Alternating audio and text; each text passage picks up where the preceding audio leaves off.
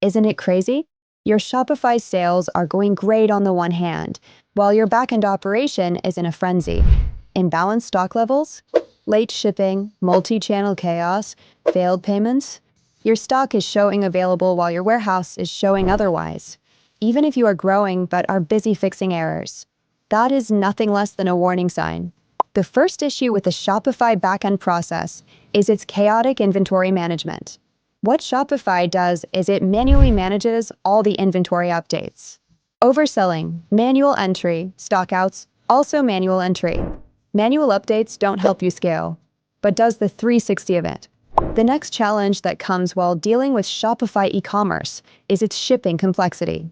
Multiple logistics partners, international deliveries, return management, one delay, and boom, customer gone on top of inventory and fulfillment. You've got multi-channel issues. Online big brand stores, offline stores, and small businesses are running social pages, no sync among them, and you invite lots of risks, duplicate orders, pricing errors, operational confusion. And then comes reporting. A basic dashboard does not always show true profit margins or real inventory value.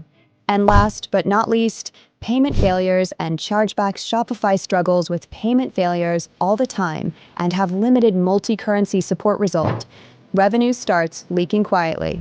This is where Shopify comes to the scene to change everything. Shopify is a powerful back-end engine that solves all the Shopify operational issues.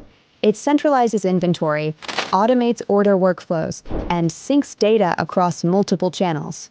If Shopify helps you sell but brings chaos, Shopify helps you scale with clarity and efficiency. Growing business should not be stressful if growth comes with terms and conditions.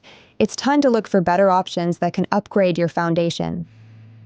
Is your backend truly built for growth, or just barely surviving? Let us know in the comment section. Like and subscribe to Shopify for more engaging videos.